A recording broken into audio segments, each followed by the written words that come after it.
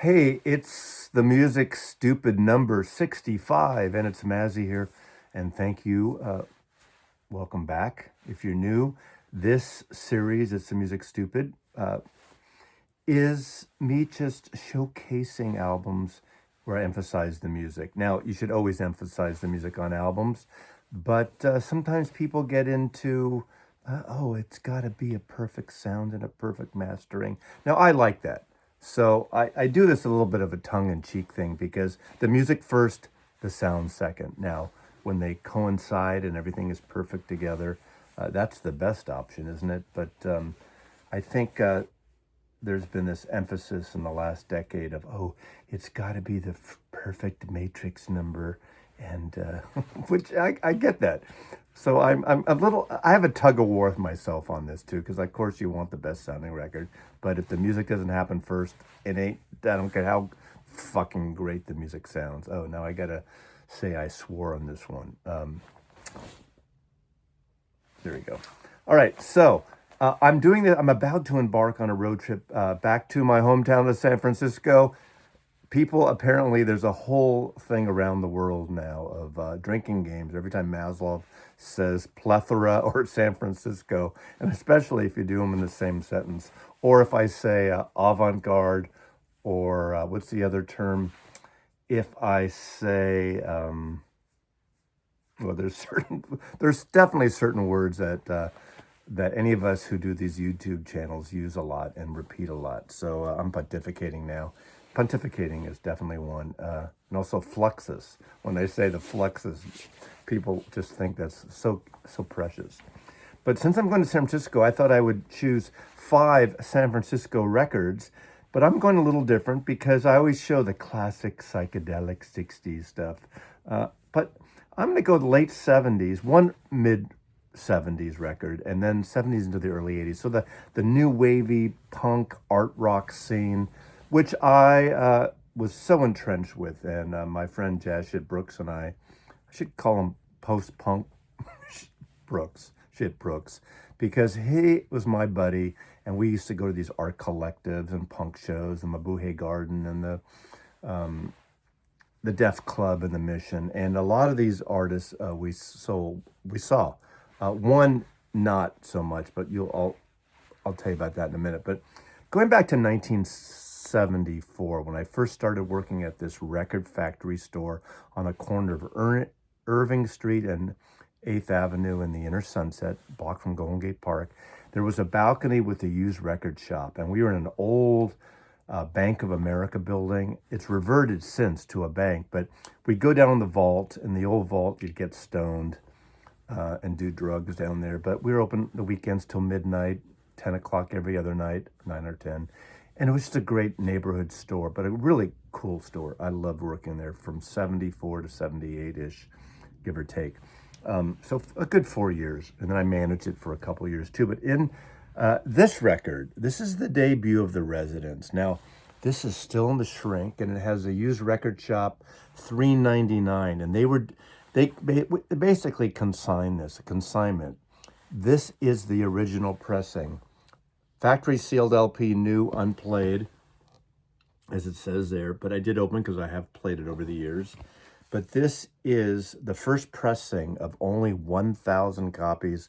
February 1974, Ralph Records was the label the Residents started and released their own record on. And this is the original pressing. So this is worth some bucks.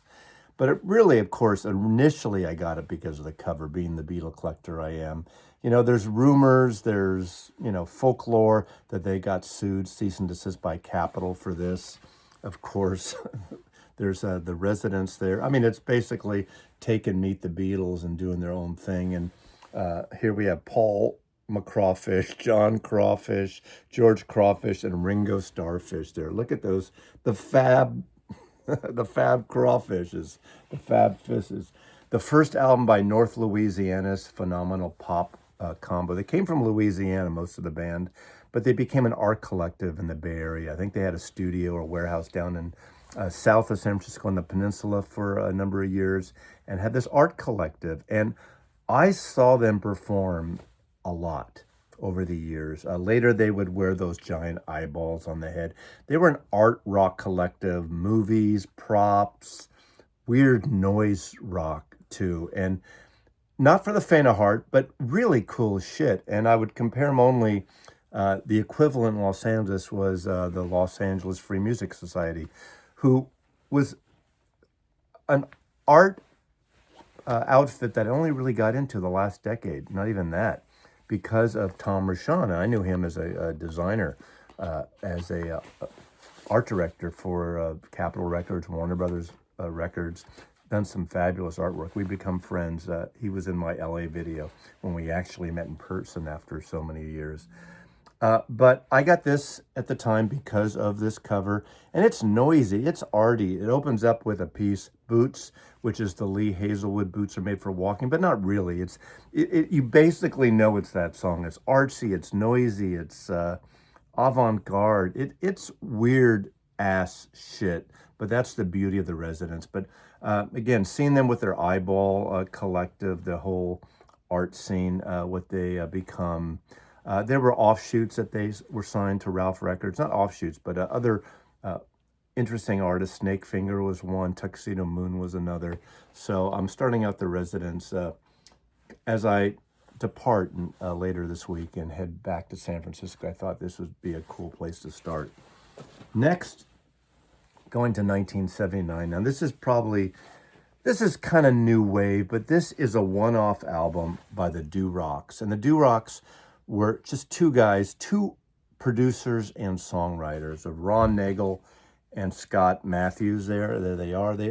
They got a writing publishing deal with Capitol Records and other things, and they ended up writing for a lot of big names, including Barbra Streisand and other people. And they were like, two great writer producers in the San Francisco scene that went on to do a lot of really cool stuff. Ron Nagel had an album, which I should have pulled, what's it called? I forgot the name of it. I have that record as well. I didn't pull that record.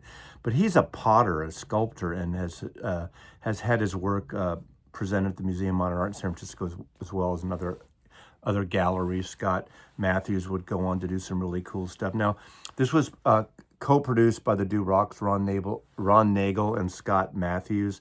I think Elliot Mazer, the producer who had a recording studio in San Francisco called his Master's Wheel, helped out on this. He would produce Harvest and engineer, I guess, Big Brother and the Holding Company, Cheap Thrills, and a lot of stuff with Neil Young and other artists. And this is a one-off for Capitol Records, and it really didn't do much, but it is a cool record. It's not a new wave punk record at all.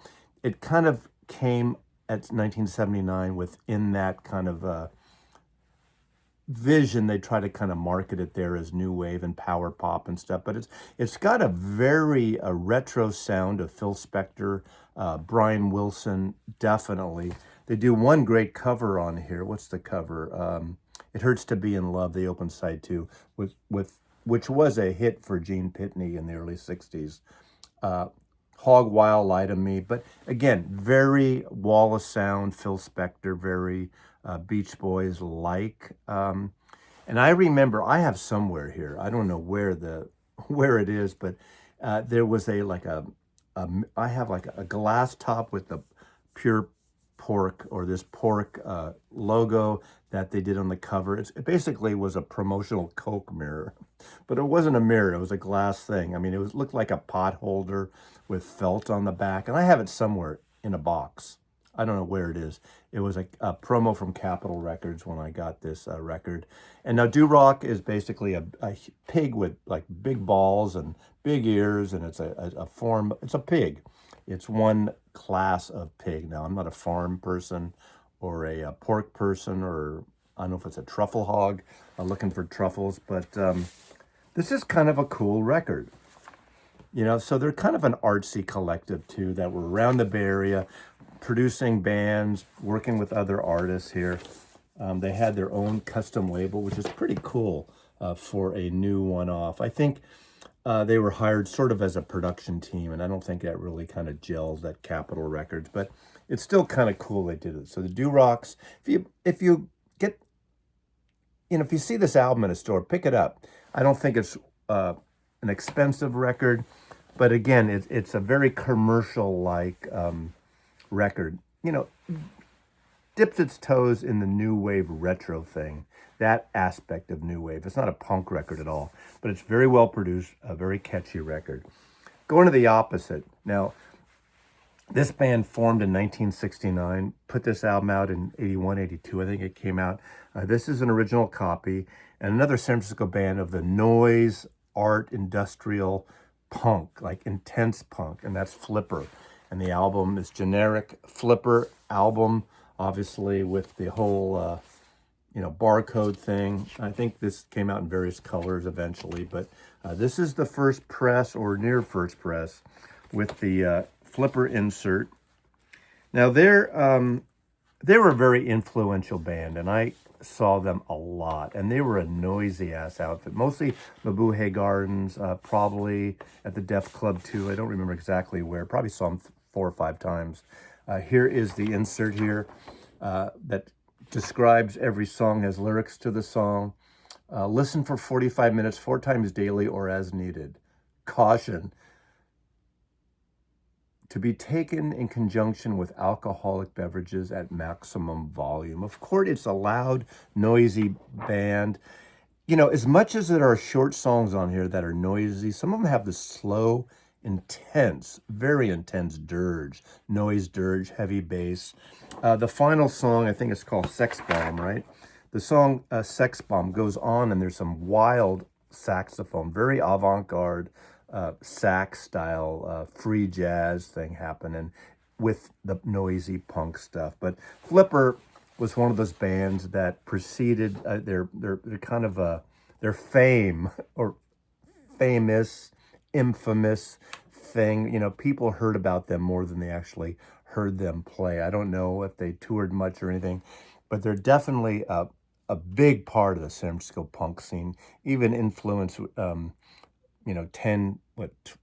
30 years later, 20 years later, whatever it was, the whole grunge thing. They really have a grunge influence of like Nirvana and that heavy bass thing happening. I guess Pearl Jam too and that thing. But Generic Flipper, 1981, 1982, I believe the 82 was when the album came out. But I think they only had 4 studio albums and some live things. And this is the only album I kept of theirs. So it's Generic Flipper album on, I don't even know what labels, probably self-published. What else is in here? Here's another flyer. I love the whole punk ethos of this flyer thing that's happening. But, my thing is I want to see a lot of these bands. I wasn't like, quote, punk myself. I was more on the new wave side, but it was so fun seeing these bands. And I didn't buy as many albums and singles as I wish I had done, because to me at the time, these punk bands were more interesting live than, playing them at home. So that was my thing. Another band from San Francisco, I think this came out in 1984, is the Mutants, are the Mutants. I love this cover. This building, long torn down south of Market. I believe this was on 5th Street, right by the Mint, across from the bus terminal, maybe, the Greyhound bus terminal. Fun terminal. It was like an arcade. I mean, seedy-ass, shit-ass place, but the coolest thing, there's a lot of these pop-up clubs that would happen in South of Market area. Some would last for a minute, or some would last for months, maybe a year and a half. There was the Art Rock Cafe on 9th and Harrison Street, the Billboard Cafe, also off of Folsom Street at 9th, I believe, which was more of a food place. There was, let's see, tons of places. I forgot the name of them right now. But anyway, would see the Mutants, again, a handful of times, half dozen times. And they were more of a quirky, fun band. Artsy, they used props a lot in their live shows. You get a little more of a Bay 52's Devo, not as electronic as Devo, but the quirky side of that. They weren't hardcore like Flipper. And this is, again, another self-produced album. I guess 1984 this came out. Let's see what's in here. Here they are. New wavy, more so than punk. Again, dressed up in interesting costumes there. Song New Drug got some airplay. These bands didn't get a lot of airplay on regular FM, boomer or whatever you call it, AOR, album oriented, like the college stations, KUSF at the time would play these kind of things. Finally, KSAN, the main rock station, had a punk show on Sundays with Chris Nabb and Howie Klein. Chris Nabb from Aquarius Records, Howie Klein, who started 415 Records, that would later go on to become the president of Sire Records, which is kind of cool. But that's it. Yeah. Fun Terminal by the Mutants. I love this record. It's just a fun-ass record. Again, quirky as hell. Club Anonymous was the other place. Club Anon, we'd call it. And for a while, they were up in this loft or in this warehouse on, what was it? Howard Street, but they would move around because they would be, they would serve alcohol and stuff, and cheap-ass alcohol and totally illegal stuff. No permits. The fire marshals would come and shut them down, and they would open up again. Lastly, this is something that KSAN kind of helped put together, at least some of the DJs at KSAN, plus Howie Klein, plus others. And this is a comp. This is 415 Music. And the cover on this was designed by a guy who would go on to do a lot of stuff for Rhino and did the Dada first album. That's Hugh Brown. Kind of again, this was a labor of love comp that has the Ready-Mades ×5. The Mutants are on here. 391 Sudden Fun, the Donuts, SVT, a band that would play around. They're more rock and rolly, a little harder. The Symptoms. There's a song here, let's see, called Simple Sabotage. They had a single that I have that was kind of their signature song. Obviously, I don't think they ever put out an album, but they had singles. My Baby Likes to Be on Top. My Baby Likes to Be on Top.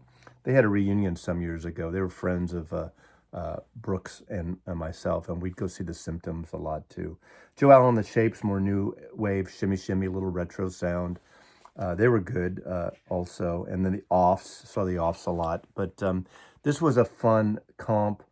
A lot of the San Francisco DJs from KSAN are thanked on here. Beverly Wilshire, Richard Gossip, Kate Ingram, who was the music director, or the record library, Norm Weiner, Norman Davis, Sean Donahue, Tony Kilbert, Glenn Lambert, Bonnie Simmons, of course, a music director, program director at KSAN for a number of years.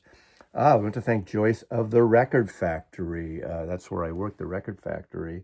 Andrea of Tower, everyone from Aquarius and Rather Ripped Records. Rather Ripped was the great record store in North Berkeley that basically the like Greg Kinn Band and Earthquake and the Modern Lovers, those records were put out by them.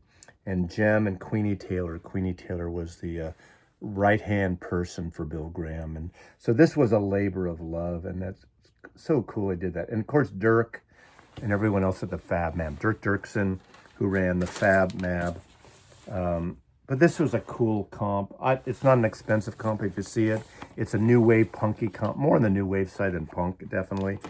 But it's 415 was the main area code of the San Francisco Bay Area. Of course, it's expanded over the years.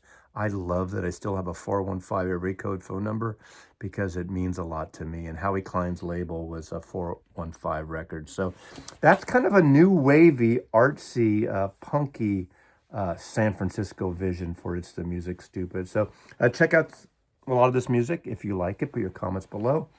And I'll see you on the travel logs from the road trip to San Francisco and Portland and Ashland, Oregon, and wherever I land over the next week and a half. Take care, Mazzy loves you.